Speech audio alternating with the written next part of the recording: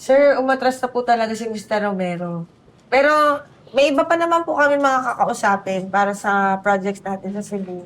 Hindi ba nasabi kung ano yung dahilan? Ba't sila nag-back out? Hindi po, sir. Talaga. Sana nasabi, para malaman natin kung saan tayo pwede mag-improve. Ay, sir, kung papayagan niyo akong kumausap sa kanila, baka mapapayag ko sila. Ako rin po, sir. Payagan niyo rin po ako. Payagan niyo akong saktan tong hambog na to. Ito naman, hindi ko na nasanay. Sira yan eh. Ganyan na po talaga yata pag tumatanda eh. Ay, hindi na paling matanda. Bet pa rin naman ako ng mga bata. Oo nga, meron niyang bagong boylet. Hindi niya siya pwedeng apihin. In fairness, ang gwapo. Talaga? May pumatol dyan? Alam mo, pag ako nagbuisit, ikaw ang papatulong ko eh. Uy, tama na yan. Basta sana makakuha tayo ng kapalit na client within the week. Opo, sir. At teka, yung in-order natin na coffee, nasaan na? Ay, nandiyan po siguro Talaga? yun, sir. Oo. Ayan pala. Ayan na yan. Ay, may natapon isa. Sorry, I was in a rush kasi. Hindi naman siguro yung macchiato ko yun, ano? Latte. Kanina yan. Akin.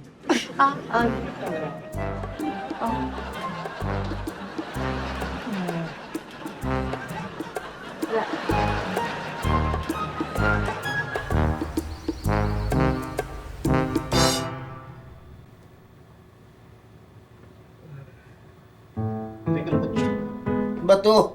Ah? Lawit mo yung cellphone mo. Ah, Naali ako. ano? Ano ba yan?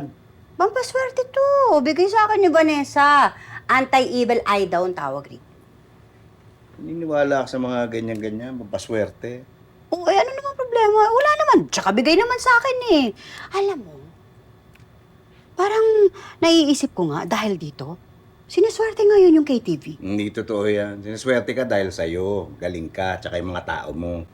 Thank you. Ay, nga pala, yung yung kliyente na sinabi mong nag-back out, nakausap niyo? Oo, may meeting pa kami bukas. Pero ewan ko, parang hindi na namin makukumbinsi ito. So mo, hiramin mo to para sa meeting niyo bukas. Naku, hindi mo naniniwala sa mga ganyan-ganyan. Basta importante, reviewin ko na lang itong presentation namin bukas. Uy, ikaw ba napapagod? Gusto mo ng masahe? Pampaswerte? Oo, sige, pwede. Ito kasing si Mr. Romero, malaking impluensya to eh. Malaking magagawa nito doon sa mga, sa mga kliyente namin sa Cebu. Ang dami niya mga kakilala eh. Yung mga kakilala niya na yung mga negosyante, pag napapayag namin, baka doon pumayag. Kaya kailangan ko talaga ng swerte bukas. Buti mamasahin. Bas, Elsa? Elsa? Malas ah.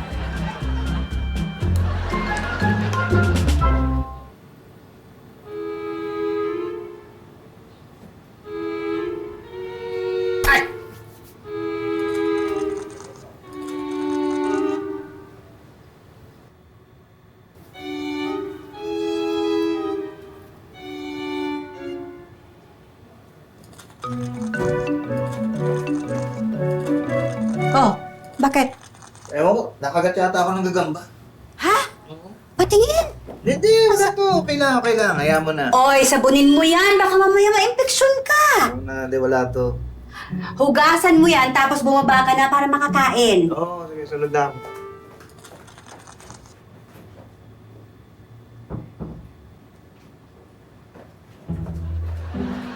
Bitoy! Ha? Sunod na ako. Oo, sige.